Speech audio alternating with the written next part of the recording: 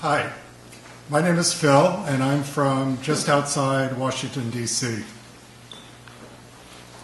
They say that when life deals you lemons, you need to figure out how to make lemonade. Well, this afternoon I want to tell you a story about some women in the Caribbean that are doing just that. But first, I want to ask you to use your imagination for a few minutes. You can close your eyes if you want. Imagine that one day next week, an alien spacecraft lands on Signal Hill. And out of the spacecraft emerge 6 creatures that are unlike anything that anyone or anything has seen here before. They're gaudily colored with red and white stripes. They have flowery appendages, and they're covered with sharp spines that turn out to be venomous. They also turn out to be ravenous eaters, sucking in anything that can fit into their mouths.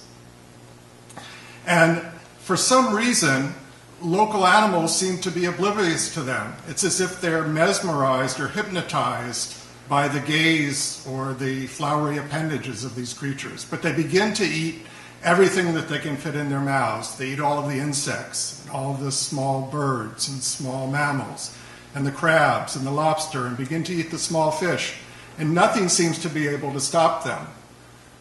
Native predators either don't recognize them as prey or are deterred by the venomous spines. And they reproduce rapidly. The 6 become 100, and then 1,000, and then hundreds of thousands, and then millions in a matter of months.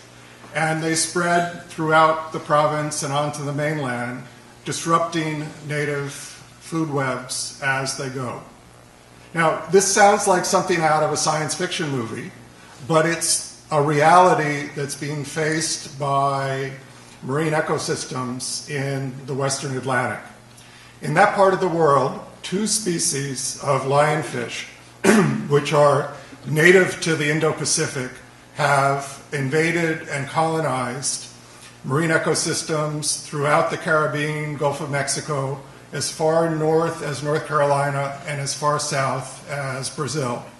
And these lionfish are voracious predators. They're known to eat more than 130 species of local fish and crustaceans.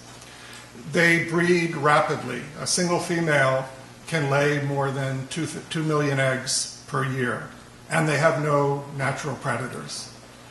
So this is the reason they've spread so much.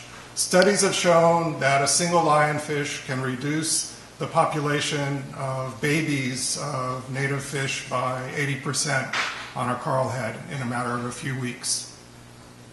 So it's no surprise that a few years ago, an interdisciplinary group of scientists identified the lionfish invasion as one of the top 10 threats to global biodiversity. And marine conservationists and scientists are agreed that at this point it's impossible to eradicate them.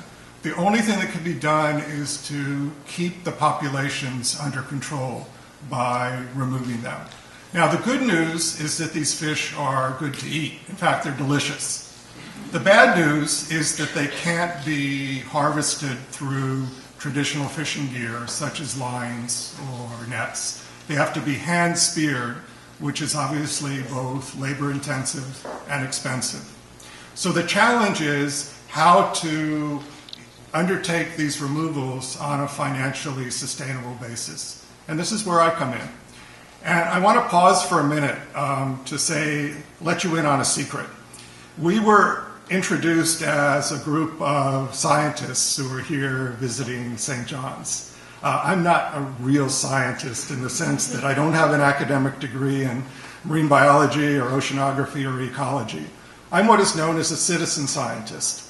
In my day job, I'm a knowledge management specialist at the World Bank, but I've had a lifelong passion for the oceans, and I volunteer my time on marine ecosystem conservation work. And a few years ago, I had volunteered on a coral reef ecosystem conservation project in Belize. And part of this involved lionfish control, and I learned about the magnitude of this problem. And one day we were dissecting some lionfish that we'd speared to examine their stomach content to see what they've been eating. And this cleaning table was covered with fish slime and carcasses and semi-digested prey. And I was staring at these things saying, what could you do with these? And somehow the vision of the beautiful porcupine quill jewelry that indigenous peoples around the world make from porcupine quills popped in my head, because the spines look like porcupine quills and the fins look like butterfly wings.